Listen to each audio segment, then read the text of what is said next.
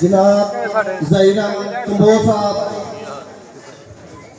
पंडाल की तशरीफ लाए ने।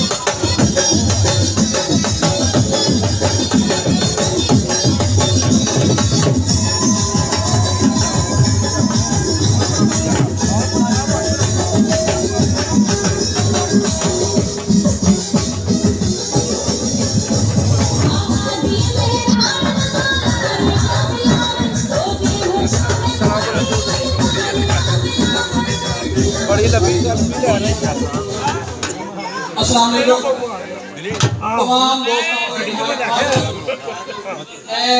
सारे इधर भाई थोड़ा जवाना मिलिया मैनू ट्रैफिक जाम की हुई है सारी ठीक हो गया जी माशाल्लाह उन्हें चंद मिनटां दे विच 2-4 मिनटां दे विच इत्थे हाजिर होंगे इंशाअल्लाह ताला। और दूसरे नंबर के उत्ते बात इस तरह में कि पाकिस्तान पीपल पार्टी एक ऐसी पार्टी है कि जिहदा गरीबां दे नाल वास्ता है, जिन्हां ने हमेशा गरीबां दे बारे च सोचिया वे, हमेशा गरीबां दे बारे च सोचिया है। हुण भी जिहड़े बिलावल भुट्टो साहब ने जिहड़े 10 नुकात उन्होंने मतलब एजेंडा बनाया, 10 नुकात जिहड़ा काम करना है वो 10 दे 10 ही गरीबां वास्ते ने। देखो जिहड़ा कि रोड बनाने या पुल बनाने मैं समझना भी जरूरी ने, लेकिन इस वक्त जिहड़ी साडे अवाम नूं जिस चीज़ की जरूरत है वो वे अपना रोटी कपड़ा मकान दी। और मतलब महंगाई जिहड़ी कि बहुत ज़्यादा मतलब ऊपर चली गई है, जिहड़ी कि माड़ा बंदा की साडे वर्गे भी तुहाडे भाई असी भी तुहाडे वर्गे भाई अपना असी लोग भी परेशानी दे विच मुब्तला होए हैं और कारोबारी लोग भी परेशान होए ने, कारोबार डिस्टर्ब होए ने। दूसरे नंबर पे असी जिस तरह के बिलावल भुट्टो साहब ने अपना ऐलान किया है कि 300 यूनिट तक बिजली फ्री कर दी जाएगी और बेनदी इनकम सपोर्ट जिहड़ा अपना के जिहड़ा कि इन्होंने बंद कर दिता सी या परेशानी का वो कीता सी, इन्होंने और रुकावटां पैदा कीतियां सन।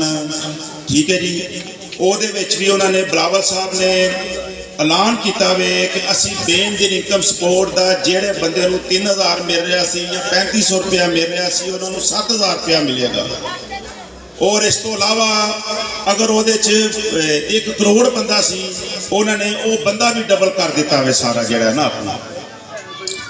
इस तो अलावा अगर असी चले जाइए इस तो पीछे चले जाइए भुट्टो साहब की अपना हवाले ना असी देखिए तो भुट्टो साहब के जोड़े कारनामे ने और जो उन्होंने साडे मुल्क वास्ते किया वे, अगर असी लोग अज इत्थे बैठे हाँ और अल्लाह ताला तो बाद भुट्टो साहब ने जिहड़े काम कीते ने साडे मुल्क नूं एटमी ताकत बनाया है, साडे मुल्क नूं एटमी ताकत बनाया उन्होंने। और कादियानियां नूं उन्होंने दसिया उस दिन जो कि उन्होंने दस्तखत किए उन्होंने कहा जी कादियानियां नूं जिहड़ा मैं काफर करार दिता वे ये मैं अपने मौत के ਆਪਣਾ ਉਹਦੇ ਤੇ ਦਸਤਖਤ ਕਰ ਰਿਹਾ ਹਾਂ ਆਪਣਾ।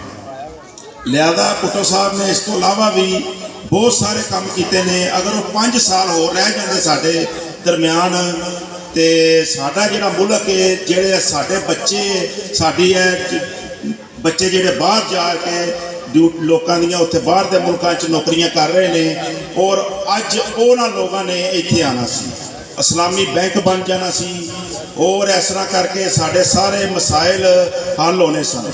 ਲਿਹਾਜ਼ਾ ਬੇਨਜ਼ੀਰ ਸਾਹਿਬ ਆ ਗਏ। ਬੇਨਜ਼ੀਰ ਸਾਹਿਬਾਂ ਨੂੰ ਫਿਰ ਤੁਹਾਨੂੰ ਪਤਾ ਹੈ ਕਿਸ ਤਰ੍ਹਾਂ ਕਰਕੇ ਮਤਲਬ ਉਹਨਾਂ ਨੂੰ ਕਤਲ ਕਰਾ ਦਿੱਤਾ ਗਿਆ, ਸ਼ਹੀਦ ਕਰਾ ਦਿੱਤਾ ਬੀਬੀ ਬੇਨਜ਼ੀਰ ਭੁੱਟੋ ਸਾਹਿਬਾਂ ਨੂੰ। ਹੁਣ ਬਿਲਾਵਲ ਸਾਹਿਬ ਦਾ ਵਿਜ਼ਨ ਜਿਹੜਾ ਵੇ ਅਸੀਂ ਲੈ ਕੇ ਚੱਲਣਾ ਵੇ, ਔਰ ਅਸੀਂ ਇੰਸ਼ਾਅੱਲਾਹ ਤਾਲਾ ਇਸੇ ਵਿਜ਼ਨ ਦੇ ਉੱਤੇ ਹੀ ਮਤਲਬ ਅਸੀਂ ਰਹਿਣਾ ਹੈ।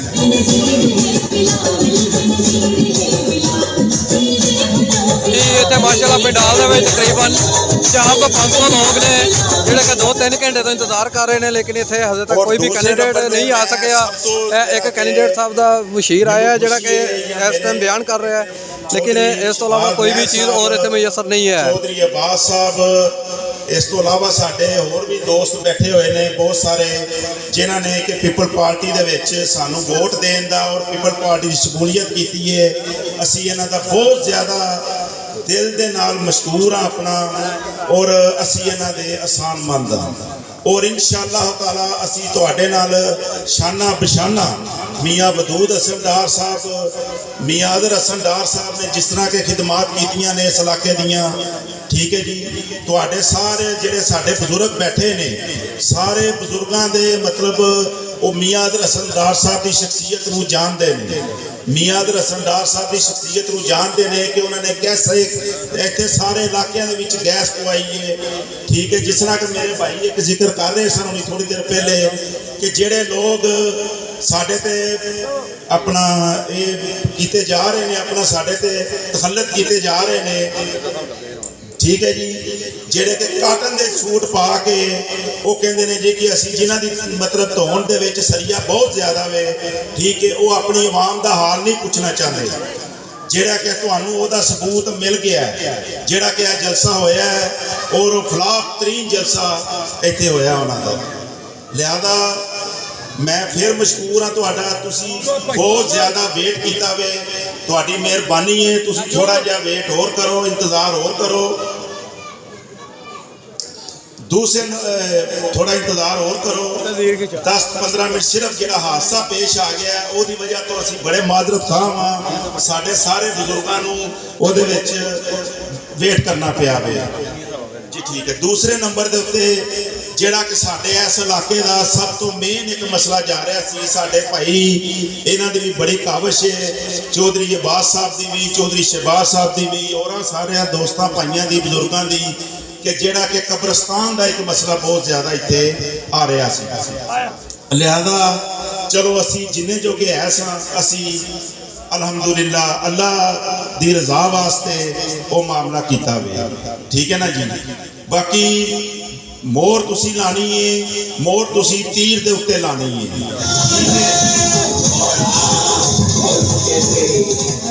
ਮੋਹਰ ਤੁਸੀਂ ਤੀਰ ਦੇ ਉੱਤੇ ਲਾਣੀ ਹੈ, ਤਾਂ ਕਿ ਅਸੀਂ ਆਪਣੇ ਚੇਅਰਮੈਨ ਬਿਲਾਵਲ ਭੁੱਟੋ ਜ਼ਰਦਾਰੀ ਨੂੰ ਮੁੰਤਖਬ ਕਰਾ ਕੇ ਵਜ਼ੀਰ ਆਜ਼ਮ ਬਣਾਈਏ ਔਰ ਅਸੀਂ ਆਪਣੇ ਆਵਾਮ ਦੇ ਕੰਮ ਕਰ ਸਕੀਏ, ਠੀਕ ਹੈ। 6 ਲੱਖ ਰੁਪਈਆ ਕਬਰਸਤਾਨ ਵਾਸਤੇ ਦਿੱਤਾ ਇਹਨਾਂ ਨੇ। ਬੜੀ ਮਿਹਨਤ ਕਰਨ ਤੋਂ ਬਾਅਦ ਆਵਾਮ ਇਹਨਾਂ ਦੇ ਨਾਲ ਮਿਲਣ ਵਾਸਤੇ ਐਗਰੀ ਹੋਈ ਹੈ, ਤੇ ਉਹ ਐਗਰੀ ਹੋਣ ਤੋਂ ਬਾਅਦ ਇਹਨਾਂ ਨੇ 6 ਲੱਖ ਰੁਪਈਆ ਕਬਰਸਤਾਨ ਵਾਸਤੇ ਮੁਹੱਈਆ ਕੀਤਾ ਹੈ।